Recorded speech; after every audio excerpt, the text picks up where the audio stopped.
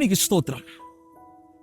కీర్తనలు 46వ అధ్యాయం 11వ వచనం ఇలాగూ సెలవిచ్చుచున్నది: సైన్యములకు అధిపతి అగు యెహోవా మనకు తోడై ఉన్నాడు, యాకోబు యొక్క దేవుడు మనకు ఆశ్రయమై ఉన్నాడు. దైవజనమా, సైన్యములకు అధిపతి అగు యెహోవా మనకి తోడై ఉన్నాడు, యాకోబు దేవుడు మనకి ఆశ్రయమై ఉన్నాడు. ఎంత అద్భుతమైన మాట మనం వాక్యంలో ఈరోజు చదువుచున్నాం. ఈ ఉదయకాలం ఈ వాక్యం నిన్ను బలపరచునుగాక.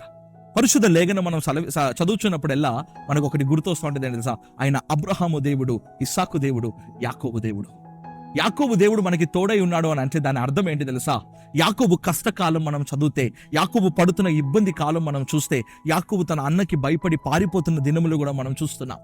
కానీ అన్ని సమస్యలో నుండి ఆయన యాకోబును విడిపించి, అన్నిటిలో నుండి యాకోబుకు సమాధానం ఇచ్చి ముందుకు తీసుకొని వెళ్తున్నది మనం చూస్తున్నాం.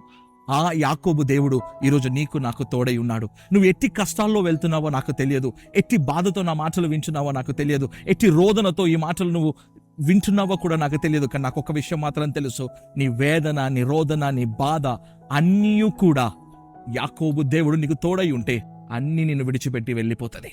నమ్ముతున్నావా? నమ్ముతుంటే ఒక ఆమెన్ నేను వినును కాక. దైవజనమా, అలా అయితే ఈ వాక్యమును ఎత్తిపట్టి నాతో పాటు కలిసి ప్రార్థిస్తావా? మనకి తోడుగా మనుషులు కాదు, మనకి తోడుగా పాలిటిక్ లీడర్స్ కాదు, మనకి తోడుగా ఇరుగు పొరుగు వారు కాదు, మనకి తోడుగా ఈ లోకంలో ఉన్న ఏ మనుషులు రారయ్యా. అందరూ మనల్ని చేయి విడిచిపెట్టి వెళ్ళిపోతారు. కానీ నీకు నాకు ఎల్లప్పుడూ తోడై ఉండే ఒకే ఒక దేవుడు ఉన్నాడు, ఆయన్నే నజరేయుడైన యేసుక్రీస్తు వారు. ఈ వాక్యమును నమ్ముతుంటే నాతో పాటు కలిసి ప్రార్థిస్తావా? పరిశుద్ధాత్మ దైవమా, నీ మమ్మల్ని చేయి విడవలేదు, మాకు ఎల్లప్పుడూ తోడై ఉంటావు అని మేము నేర్చుకుంటున్నాం. సైన్యములకు అధిపతి యెహోవా నీవు మాకు తోడై ఉన్నావు. యాకోబు దేవుడా నీవు మాకు ఆశ్రయం ఉన్నావు. ప్రభువా, ఈరోజు ఈ వాక్యం ఎందరైతే ఎత్తిపెట్టి ప్రార్థిస్తున్నారో వారందరికీ మీరు ఆశ్రయమై ఉన్నారు. అందుకే నీకు స్తోత్రం. వారి కష్టములు, వేదన, బాధ, రోదన, శోధన అన్నీ మార్చినందున నీకు స్తోత్రం.